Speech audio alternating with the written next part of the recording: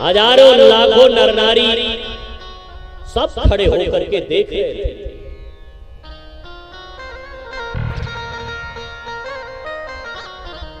द्रौपदी तुम बताओ इसे किस विधि से मारा जाए? लाश सामने पड़ी है, हत्यारा सामने खड़ा है, लेकिन वो मां जवाब क्या देती है सुनिए। मुच्यता मुच्यता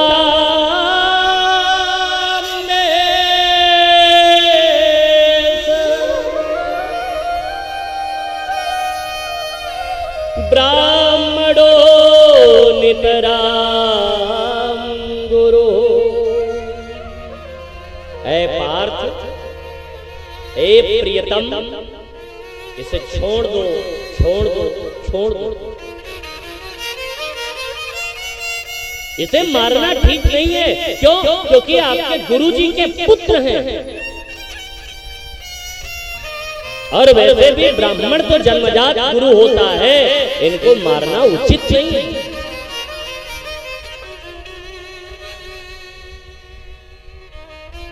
जैसे इतना सुना, अर्जुन ने कहा कि तुम पागल हो गई हो द्रौपदी? लाश सामने पड़ी है, हत्यारा सामने खड़ा है, और तुम कह रहे उसे छोड़ दो। युधिष्ठिर भैया आप बड़े, आप बताइए, आप धर्म के धर्मज्ञ हैं, नीतिज्ञ हैं, इसे किस विधि से छोड़ना उचित होगा? युधिष्ठिर ने कहा भैया देखो, धर्म के विपरीत कोई कार्य मत करना।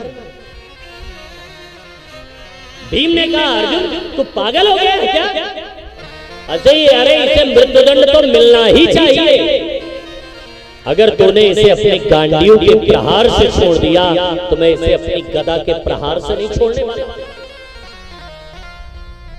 नकुल सहदेव ने कहा मजले भैया ने बिल्कुल सही कहा है, मृत्युदंड तो इसे मिलना ही चाहिए। सब आपस में ऐसे ही कपोल कल्पित बातें कर रहे थे। कृष्ण बगल खड़े, हाथ बांधे देख रहे थे, कुछ बोल नहीं रहे। अर्जुन की अचानक दृष्टि कृष्ण के ऊपर पड़ी। दौड़ करके अर्जुन कृष्ण के चरणों में लेटते हुए बोल पड़े, कृष्ण मैं इतने धर्म संकट में पड़ा हूं और तुम हंस रहे हो। कन्हैया ने कहा भैया हमसे कोई पूछे तब तो हम बतावें, भाई फ्री की सलाह हम क्यों दें? जैसे आजकल लोग बहुत फ्री की सलाह देते, कोई मतलब नहीं, कोई बात नहीं, लेकिन वो अपनी सलाह जबरदस्ती देंगे। किसी को सलाह भी तब देना चाहिए जब वो आपसे पूछे कि भाई इसको कैसे करना चाहिए। कन्हैया ने कहा कि भाई हमसे कोई पूछे नहीं तो हम क्यों सलाह दें? तो अर्जुन ने कहा कि कन्हैया बताइए ना क्या करना चाहिए मुझे।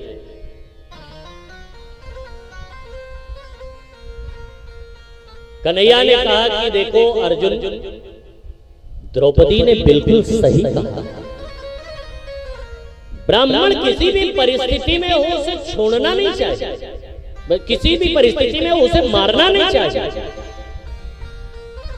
लेकिन भीम ने भी सही कहा। मतलब भीम ने क्या कहा है? बाल हत्यारा कोई भी हो, एनी पर्सन, उसे छोड़ना नहीं चाहिए। बोले अच्छा। अर्जुन जैसे ही इतना पूछे और कन्हैया ने बहुत प्यारा जवाब दिया कि ब्रह्म बंधुर्नहन्तव्य आतताई वधार्हणः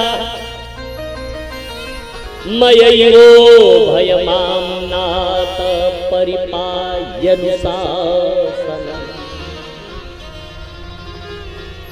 भीम दादा ने कहा वाह कृष्ण, वाह न्यायाधीश महोदय,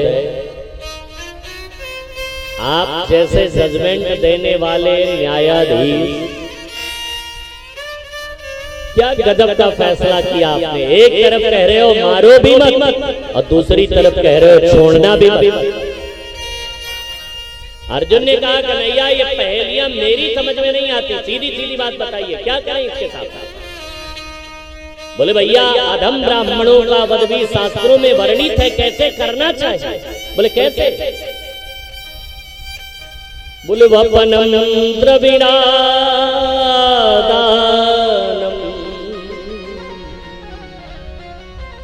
स्थानान् निर्यापणम तथा एष हि ब्रह्म बंधुना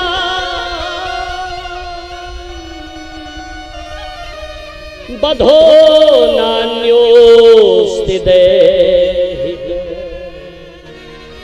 बोले अधम ब्राह्मण के आधी दाढ़ी, आधे बाल, आधे मूंछ बनवा करके उसे सभा से बेइज्जत करके निकाल दो, उसका सारा धन छीन करके। और ऐसा ही किया गया अश्वत्थामा के साथ कि मणिम जहार मूर्धन्य, उसके माथे पर जो मणि थी उसको छीना और उसके आधी दाढ़ी, आधे बाल, आधे मूंछ बनवा करके उसे सभा से बेइज्जत करके निकाला। लेकिन जिसकी प्रवृत्ति गलत बन जाए फिर उसे कोई क्या सुधारे। अश्वत्थामा अपना कुर्ता झाड़ता हुआ निकला